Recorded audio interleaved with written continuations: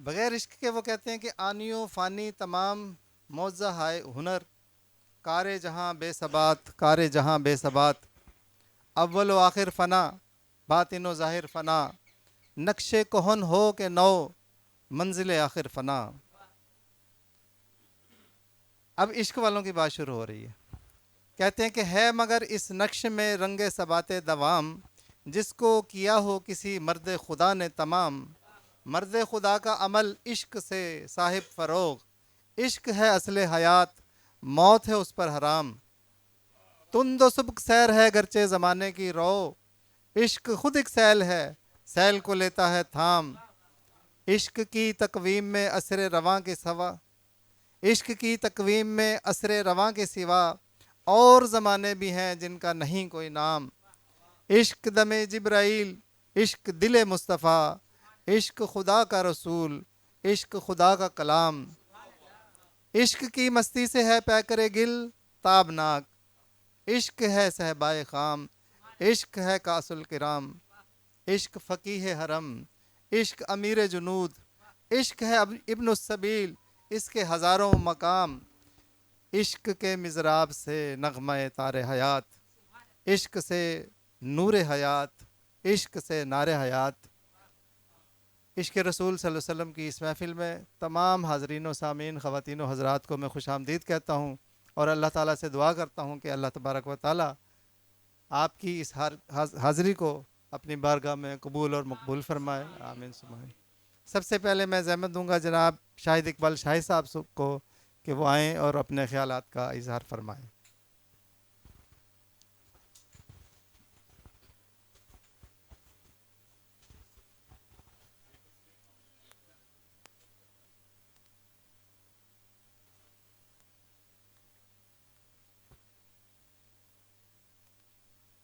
शाहिद इकबाल शाहिद साहब एक एक्सीडेंट के नतीजे में बीमार हुए थे और बहुत क्रिटिकल हालत हुई इनकी, हॉस्पिटल एडमिट रहे और अल्हम्दुलिल्लाह काफ़ी हद तक सेहतयाब हो चुके हैं और अब महफ़िल में इन्होंने आना जाना शुरू किया है।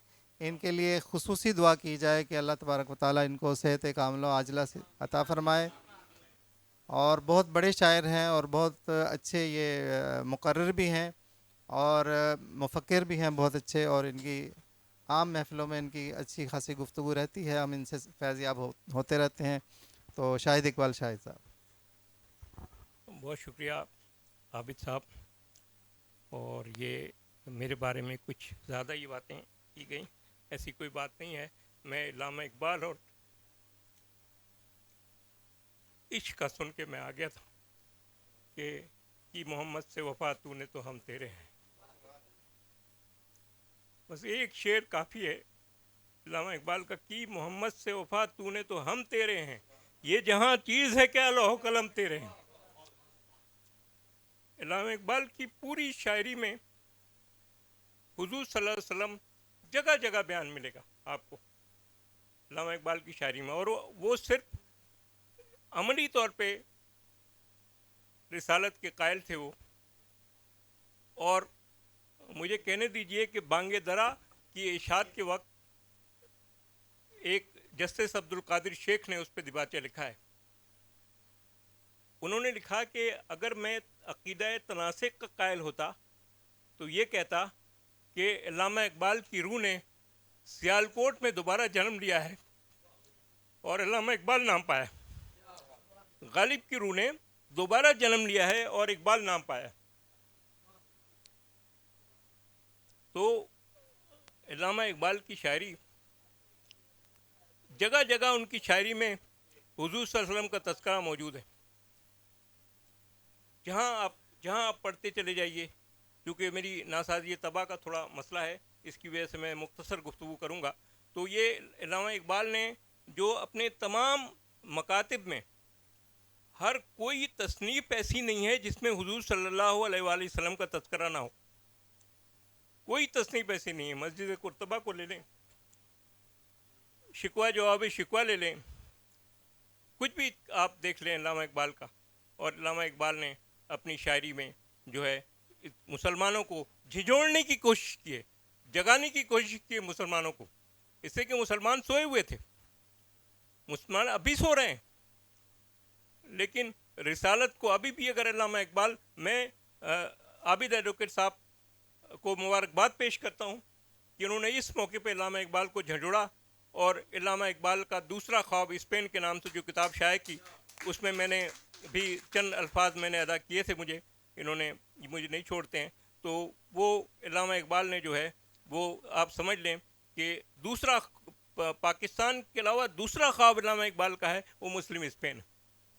और मुस्लिम स्पेन में इस कदर मुसलमानों ने तरक्की की है कि इसका कोई नेमुल बदल नहीं है, कोई अल्टरनेट ये हम बयान नहीं कर सकते कि बड़े बड़े शोरा, बड़े बड़े अदीब, बड़े बड़े साहिबान इल्म जो है वो पैदा हुए मुस्लिम स्पेन में। मुस्लिम स्पेन में एक एक गली में 100 की करीब किताबों की दुकानें थी मुस्लिम स्पेन में। अब हमारे यहाँ किताबों की दुकानें नहीं हैं। हम सब कुछ पढ़ने लिखने के लिए गैरों के दरवाजे पे दस्तक देते हैं कि उस देखें क्या बात हो रही है। तो ये बहुत बेहतरीन काम आबिद एडवोकेट ने किया है, और मैं समझता हूँ कि आप इनके लिए भरपूर तालियां बजाएं और मुबारकबाद पेश करें।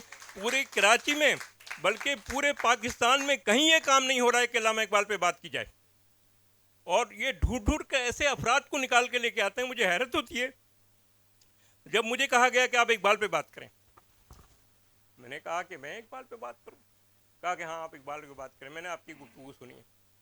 तो इतनी तो नहीं, लेकिन जो कुछ भी है, अल्लामा इकबाल को अगर दूसरी मर्तबा कोई रिव्यू किया जाए, इकबाल को रिव्यू करने की कोशिश की जाए, तो मैं समझता हूँ कि आबिद एडवोकेट साहब का ये बहुत बड़ा कारनामा होगा, इफ्तिखार एडवोकेट का बहुत बड़ा कारनामा होगा कि वो अल्लामा इकबाल को रिव्यू कर रहे हैं। और मैं चाहता हूँ कि वो मुस्लिम स्पेन पे मज़ीद बात करें, और मज़ीद कोई किताबें इनकी मनसा शऊद पे जलोगर हों और ज़ेवर तबाद से आरास्ता हूँ। मैं बहुत गुफ्तगू करना चाहता हूँ, लेकिन अल्फाज मेरा साथ नहीं दे रहे हैं। आप इसको इख्तिताम समझिएगा। बहुत शुक्रिया कि मोहब्बत से वफा तूने तो हम तेरे हैं, ये जहाँ चीज़ है क्या लहो कलम तेरे। जनाब शाहिद इकबाल शाहिद साहब गुफ्तगू फरमा रहे थे। इसके बाद मैं